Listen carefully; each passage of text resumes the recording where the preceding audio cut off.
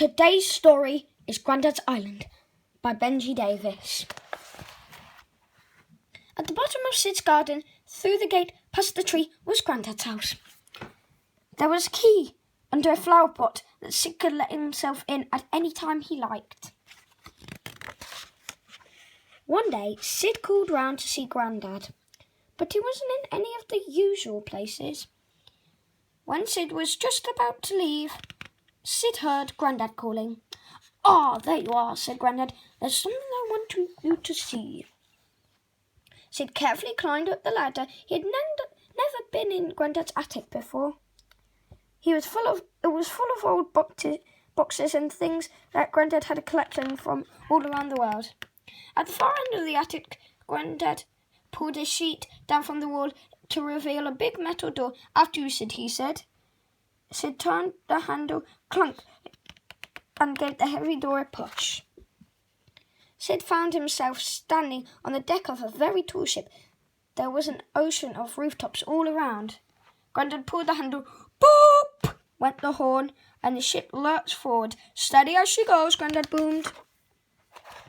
Grandad was very good at steering the ship and kept them on a smooth course across the rolling waves, mile after mile, until it was sea, sky, sky, and sea, until at last something appeared on the horizon. "Land ahoy!" shouted Sid. They dropped the ship's anchor and made their way to the shore. "Grandad, don't you want your stick?" Sid asked. "No, I think I'll be all right." In the thick jungle of the island, it was very hot. "We must find a good spot for a shelter," said Grandad. At the top of the island, where a cool breeze blew through the trees, they found an old shack. There was a lot to do, but with a little help, soon everything was shipshape. They explored the island high, low. At every turn, they saw new wonders. It was the most perfect place. Sid wished he could stay forever, but he knew that it would soon be time for them to leave. "Sid, there's something I've been meaning to tell you," said Grandad.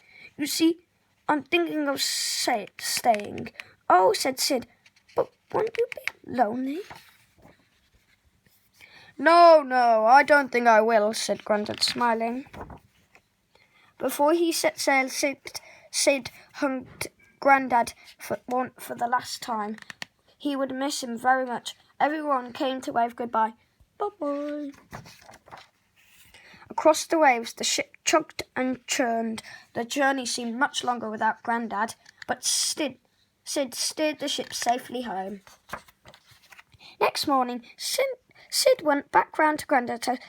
It was just the same as it had always been, except Grandad wasn't there anymore. In the attic, it was very quiet. The big metal door wasn't there, and it was as if it had never been there at all. Then Sid heard something tapping at the window. He wondered what it might be.